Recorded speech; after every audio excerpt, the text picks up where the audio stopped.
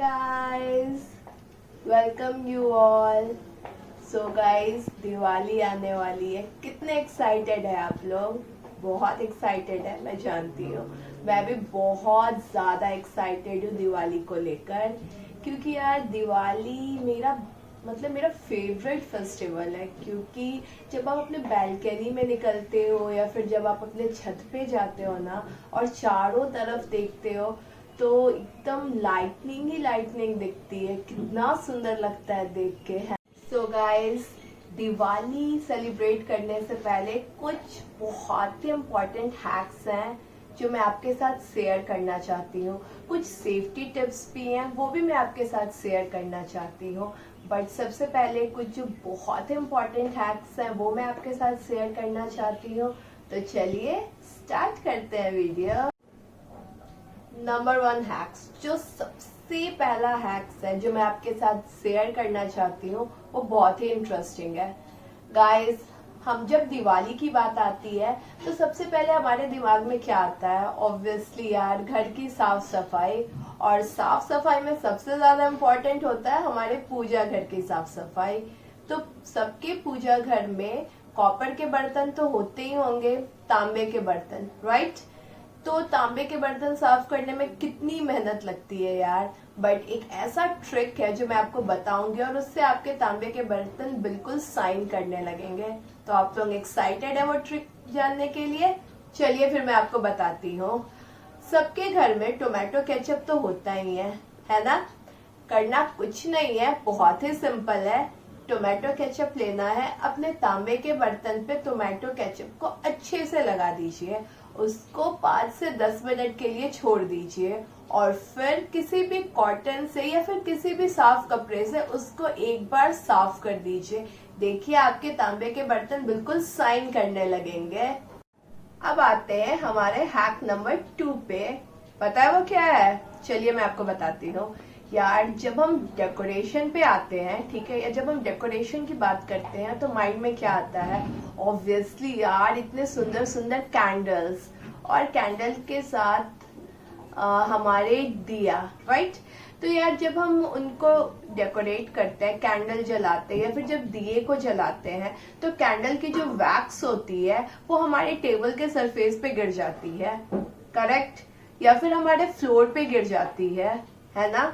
और उसको छुड़ाने में कितनी मेहनत लगती है यार। हम अपने नेल से उसको छुड़ाते हैं, बट यार शायद वो छूट भी जाती है, बट बहुत मेहनत लगती है। तो इसके लिए मैं आपको एक ट्रिक बताती हूँ जो आप यूज करके फटाक से उसको छुड़ा सकते हो। पता है क्या वो ट्रिक? चलिए मैं आपको बताती हूँ। वो ट्रिक ये है कि आप सबके पास हेयर ड्रायर तो होगा ही, राइट? आपको करना कुछ नहीं है, बस सिर्फ हेयर ड्रायर लेना है। हेयर ड्रायर से जहां पर भी वैक्स गिरा है उसके उस सरफेस पे ड्रायर से उसे थोड़े देर के लिए हिट करना है। ड्रायर से जो हिट निकलती है उससे वो वैक्स मेल्ट होगा। आपको अपने दूसरे हाथ में एक कपड़ा रखना है और जैसे ही वैक्स मेल्ट होते जाए उसे उस कपड़े से पोंछते जाना है और देखिएगा कितनी इजीली आपका वैक्स साफ हो जाएगा। गाइस, इंटरेस्टिंग था ना ये? गाइस, अब हम आते हैं अपने हैक नंबर 3 पे। हैक नंबर 3 क्या है? चलिए मैं आपको वो भी बताती हूँ। जब हम दिवाली की बात होती है तो हम यार सबसे ज्यादा क्या जलाते हैं? फटाके। ऑब्वियस सी बात है। तो अगर फटाकों से आपकी हाथ जल जाए, ठीक है, तो उसके लिए मेरे पास एक घरेलू नुस्खा है। पता है वो क्या है? चलिए बताती हूँ मैं आपको। वो नुस्खा ये है कि अगर आपके हाथ जल जाते हैं, ठीक है, तो आप उस पे क्या कर सकते हो? सबके घर में हल्दी तो होती है ना? शहद भी होता है। तो हमें करना ये है कि आपको आधा चम्मच हल्दी लेना है, उसमें शहद ऐड करना है और उस पेस्ट को अपने जले हुए पार्ट पे लगा लेना है। फिर क्या करना है हमें? आपके घर में केला तो होगा ही, क्योंकि यार दिवाली का दिन है तो प्रसाद के लिए केले तो आते ही हैं। तो आपको एक केला लेना है, उसे मैश करना है और उस केले जो हमने मैश किया है उसको उस सरफेस के ऊपर एक लेयर अप्लाई कर देना है, जो आपने शहद और हल्दी लगाई है उसके ऊपर ही, ठीक है। फिर उसके ऊपर आपको एक साफ कपड़ा बांध लेना है कि आपको टेम्पररी रिलीफ भी देगा, आपको जलन भी कम होगी। तो अगर ऐसा, वैसे तो ट्राई करना है कि आपके हाथ जले ही ना, बट अगर ऐसा कुछ होता है तो आप ये फॉर्मूला बिल्कुल अप्लाई कर सकते हो। मेरे पास एक और ट्रिक है, वो ये है कि अगर आपके हाथ जल जाते हैं और आपके पास वो सारे सामान नहीं है तो आप एक और काम कर सकते हो।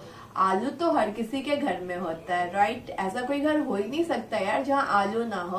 तो आपको करना ये है कि एक आलू लेना है, उसको ग्रेट करना है।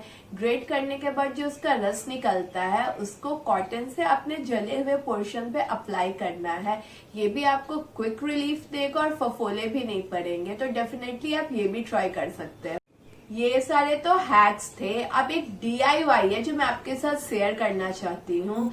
यार, DIY से याद आया कि आपको पता है DIY का फुल फॉर्म क्या होता है? हो सकता है बहुत सारे लोगों को पता हो सकता है बहुत सारे लोगों को नहीं भी पता हो। कोई बात नहीं, मैं आपको बता देती हूँ। DIY का फुल फॉर्म होता है डू इट योरसेल्फ। इसका मतलब ये है कि आपको अपनी तिगड़म लगा के वो काम करना है, ठीक है।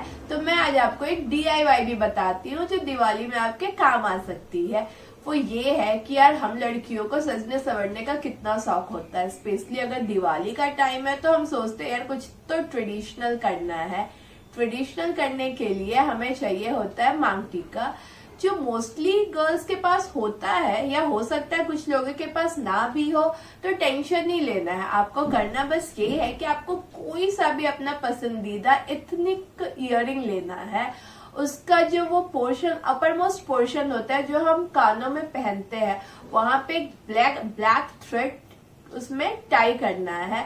ब्लैक थ्रेड इसलिए क्योंकि हमारे हेयर के कलर भी ब्लैक होता है, और उसे सिंपली हमें मांग टीका के जैसे अपने फोरहेड पे रख लेना है। डेफिनेटली गाइज, ये भी बहुत ही सुंदर लगेगा और कोई बता भी नहीं पाएगा कि ये इयररिंग्स है या मांग टीका। तो अगर आपके पास मांग टीका ना हो तो आप ये DIY भी श्योरली ट्राई कर सकते हो। गाइस, जो हमारा नेक्स्ट हैक है वो बहुत ही ज्यादा यूजफुल हैक है, क्योंकि जब दिवाली की बात आती है तो फिर मिठाइयों की बात आती है ना। हम बहुत सारे मिठाइयाँ खरीद के लाते हैं शॉप से। हमें ये पता नहीं होता है कि जो हम मिठाइयाँ खरीद के ला रहे हैं वो शुद्ध है या नहीं। गाइस, वैसे तो बेटर होता है कि आप अपने घर पर ही मिठाइयाँ बना लो, पर यार ये हमेशा पॉसिबल नहीं हो पाता। ये मैं बहुत अच्छे से समझ सकती हूँ, स्पेशली जब आपके घर में छोटे बच्चे हो ना, तो ये पॉसिबल हो ही नहीं सकता। तो मैं आपको एक ट्रिक बताऊंगी जिससे आप जब भी शॉप से मिठाइयाँ लेके आओ तो आप ये पता कर सकते हो कि वो मिठाई शुद्ध है या नहीं है।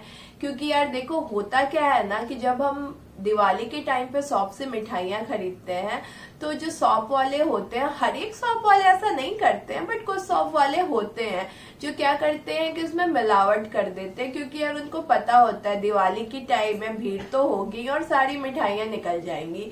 तो वो क्या करते हैं कि जो अधिकतर मिठाइयाँ या तो मावे या खोया की बनी होती है, उसमें क्या करते हैं वो कुछ इंग्रेडिएंट्स ऐड कर देते हैं, जैसे कि फाइन फ्लोर होता है, स्टार्च ऐड कर देते हैं, सूजी ऐड कर देते हैं। तो आप ये कैसे पता कर सकते हो कि जो आपने मिठाइयाँ खरीदी है वो शुद्ध है कि नहीं है? ठीक है, तो इसका एक तरीका होता है। आप जब भी किसी शॉप से मिठाई खरीद के लाओ, उसका थोड़ा सा जो टुकड़ा होता है उस मिठाई का, खोए का, वो आप निकाल लो, ठीक है, तोड़ लो। उसको क्या करो कि एक ग्लास में गर्म पानी ले लो, उसमें वो डाल दो और फिर उसमें आयोडीन ऐड कर दो, ठीक है। आयोडीन ऐड करने के बाद अगर उसका कलर ब्लू हो जाता है, इसका मतलब ये होता है कि उस मिठाई में स्टार्च प्रेजेंट है और वो खाने के लिए बिल्कुल भी सही नहीं होती है। तो आप इस टेस्ट से पता कर सकते हो। हाँ, इसके लिए आपको आपके घर में आयोडीन रखना होगा, आयोडीन रखना होगा। पर यार अगर कुछ पता करना है तो इतना तो आपको करना ही होगा। गाइस, एक और तरीका है जिससे आप पता कर सकते हो खरीदते वक्त ही कि जो आप मिठाई खरीद रहे हो वो शुद्ध है या नहीं है। वो कैसे, ये भी मैं आपको बताती हूँ। जो कोई भी प्योर मावा होता है ना, जिसमें बिल्कुल भी कोई मिलावट नहीं होती है, उसका टेक्सचर हमेशा ऑयली और थोड़ा ग्रेनी होता है। तो आप एक काम कर सकते हो, आप थोड़ा सा टुकड़ा ले सकते हो वहां पर और उसको अपने पाम पे ऐसे रब करके देख सकते हो।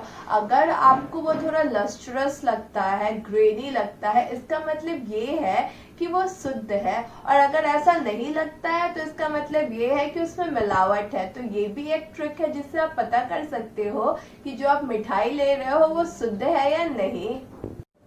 गाइस, ये तो थे कुछ हैक्स। अब मैं आपके साथ कुछ सेफ्टी टिप्स शेयर करूंगी। सेफ्टी टिप्स क्या है, मेरे घर में छोटी बच्ची है तो मैं सबसे पहले आपके साथ कुछ बच्चों से रिलेटेड सेफ्टी टिप्स शेयर करूंगी यार, क्योंकि दिवाली के टाइम पे बहुत ज्यादा नॉइस पोल्यूशन होता है, ठीक है, जिससे आप नहीं बच सकते हो। ना ही आप हर किसी को जाके मना कर सकते हो कि यार हमारे घर में छोटे बच्चे हैं तो आप ऐसा मत करो। वो ऐसा नहीं करेंगे, वो आपकी बात नहीं मानेंगे, ठीक है। और ये पॉसिबल भी नहीं होता यार कि आप हर किसी को जाके ये समझाओ। तो बेटर क्या होता है कि आप अपने बेबी के लिए एक ईयर मफ का यूज करो, ठीक है। और अगर आपके पास ईयर मफ नहीं है तो आप सिंपली एक कॉटन का बॉल बना लो, उसे अपने बेबी के दोनों कान में डाल दो। इससे क्या होगा कि उसे थोड़ी आवाज कम, मतलब नॉइस पोल्यूशन थोड़ा कम लगेगा, ठीक है। सेकेंड चीज आप ये कर सकते हो कि आप अपने बेबी को कोशिश करो कि उसे अपने घर के अंदर रखो, दरवाजे खिड़की क्लोज कर दो। और अगर हो सके तो टीवी में या फिर अपने फोन में कुछ सॉफ्ट सा म्यूजिक प्ले कर दो, जिससे वो एंजॉय भी कर सके और उसे बाहर की ज्यादा आवाजें भी ना सुनाई दे। ये तो था बच्चों के लिए।